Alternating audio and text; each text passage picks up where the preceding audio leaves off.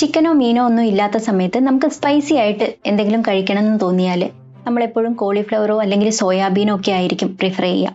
അപ്പോൾ നമുക്കിത് നല്ല സ്പൈസി ആയിട്ടുള്ള ഒരു സോയ 65 ഉണ്ടാക്കിയാലോ? നമുക്കിവിടെ കുറച്ച് വെള്ളം തിളപ്പിക്കാൻ വെക്കാം. 1/2 ടീസ്പൂൺ ഉപ്പ് ചേർത്തിട്ട് നന്നായിട്ട് മിക്സ് ചെയ്ത് കൊടുക്കുക. നന്നായിട്ട് തിളച്ച് വരുമ്പോൾ 1 കപ്പ് സോയ ചങ്ക്സ് ഇട്ട് കൊടുക്കാം. ഇത് നന്നായിട്ടൊന്ന് കുക്ക് ചെയ്തെടുക്കുക. സോയ ചങ്ക്സ് ഇതുപോലെ സോഫ്റ്റ് ആയിട്ട് കിട്ടണം. ഇങ്ങനെ നന്നായിട്ട് പതഞ്ഞു പൊങ്ങി വന്നാൽ നമുക്ക് ഫ്ലെയിം ഓഫ് ചെയ്യാം.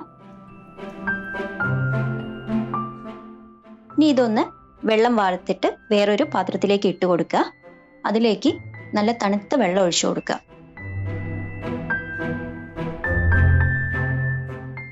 ഇനി നമുക്ക് ഈ പതയൊക്കെ നന്നായിട്ടൊന്ന് സ്ക്യൂസ് ചെയ്ത് കളയണം.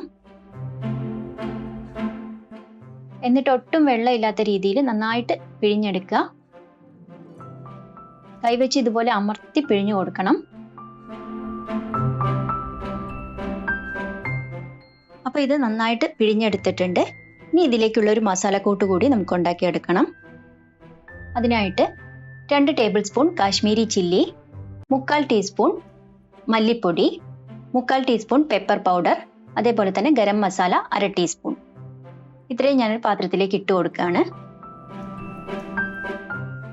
അതിലേക്ക് 1/4 ടീസ്പൂൺ മഞ്ഞൾപ്പൊടി, 1/8 ടീസ്പൂൺ ജീരകപ്പൊടി, പെരുംജീരകം പൊടിച്ചത് 1/8 ടീസ്പൂൺ, 1/4 ടീസ്പൂൺ ചിക്കൻ മസാല, ഇത് ഓപ്ഷണൽ ആണ്, ginger garlic paste 1 table spoon, lemon juice 1/2 table spoon, തൈര് 1/2 table spoon, 2 table spoon cornflour, 3/4 table spoon വറുത്ത അരിപ്പൊടി, പത്തിരിപ്പൊടിയാണ് എടുത്തേക്കുന്നത്, ആവശ്യത്തിന് ഉപ്പ്, 1/2 ടേബിൾ സ്പൂൺ സൺഫ്ലവർ ഓയിൽ. ഇത്രയും ഒഴിച്ചു കൊടുത്തിട്ട് നന്നായിട്ടൊന്ന് മിക്സ് ചെയ്തെടുക്കുക. മിക്സ് ചെയ്യാൻ വേണ്ടി കുറച്ച് വെള്ളം ഒഴിച്ചു കൊടുക്കാം. ഒരുപാട് ഒഴിക്കരുത്. ഒരു 1-1.5 ടേബിൾ സ്പൂൺ വരെ ഒഴിച്ചാൽ മതി. ഒരുപാട് ലൂസായി പോയാൽ ഇത് നമ്മുടെ സോയയുടെ മേലെ നന്നായിട്ട് കോട്ട് ചെയ്ത് നിൽക്കില്ല. അപ്പോൾ ഈ രീതിയിലൊന്ന് നന്നായിട്ട് ഒരു സ്മൂത്ത് പേസ്റ്റ് ആക്കിയിട്ട് എടുക്കുക. അതിലേക്ക് കുറച്ച് കറിവേപ്പില ആഡ് ചെയ്ത് കൊടുക്കാം. ഇനി ഈ മസാലയിൽ നമുക്ക് സോയ ചങ്ക്സ് ഒന്ന് നന്നായിട്ട് മാരിനേറ്റ് ചെയ്ത് വെക്കണം. ഏകദേശം 1 മണിക്കൂർ ഇതൊന്ന് വെച്ചാൽ നന്നായിരിക്കും. മസാല നന്നായിട്ട് പിടിച്ചു കിട്ടും. അതല്ലെങ്കിൽ 30 മിനിറ്റ് നേരം ഫ്രിഡ്ജിലെടുത്ത് വെക്കാം. ഏകദേശം 1 മണിക്കൂർ കഴിഞ്ഞിട്ടുണ്ട്. ഇനി നമുക്കിതൊന്ന് ഡീപ്പ് ഫ്രൈ ചെയ്തെടുക്കണം. സൺഫ്ലവർ ഓയിൽ നന്നായിട്ട് ചൂടായി വരുമ്പോൾ അതിലേക്ക് നമ്മുടെ സോയ ചങ്ക്സ് ഇട്ട് കൊടുക്കുക. അതിനുശേഷം ഫ്ലെയിം മീഡിയത്തിലേക്ക് ആക്കി വെച്ചിട്ട് ഇതൊന്ന് തിരിച്ചും മറിച്ചും ഇട്ടിട്ട് ഫ്രൈ ചെയ്തെടുക്കുക. ഈ രീതിയിൽ നന്നായിട്ടൊന്ന് ഫ്രൈ ചെയ്തെടുക്കുക. ഇതൊന്ന് കോരി മാറ്റിയിട്ട് നമുക്ക് ബാക്കി കൂടി ഇതിലേക്ക് ഇട്ടിട്ട് നന്നായിട്ടൊന്ന് ഫ്രൈ ചെയ്തെടുക്കാം. ഇത് ഒരുപാട് അങ്ങ് കരിഞ്ഞൊന്നും പോവരുത്. ഈ രീതിയിലൊന്ന് ബ്രൗൺ കളറായി കിട്ടിയാൽ മതി. ഇത് നന്നായി ഫ്രൈ ആയി കഴിഞ്ഞാൽ നമുക്ക് കുറച്ച് കറിവേപ്പിലയും അതുപോലെ തന്നെ കുറച്ച് പച്ചമുളകും കൂടി ഇതുപോലെ ഒന്ന് ഫ്രൈ ചെയ്തെടുക്കണം.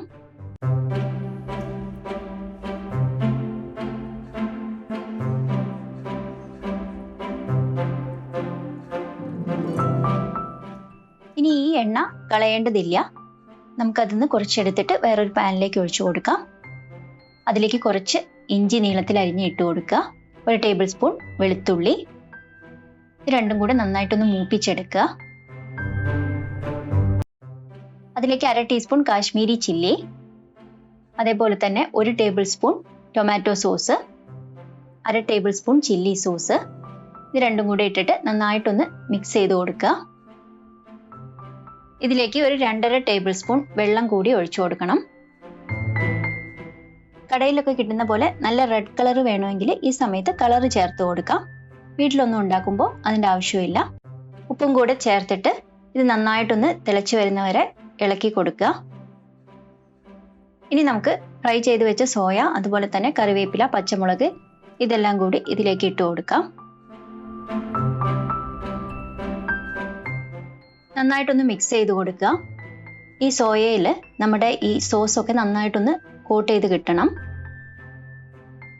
അപ്പോൾ സ്പൈസി ആയിട്ടുള്ള ഈ സോയ 65 എല്ലാവരും ഒന്ന് ട്രൈ ചെയ്ത് നോക്കുക.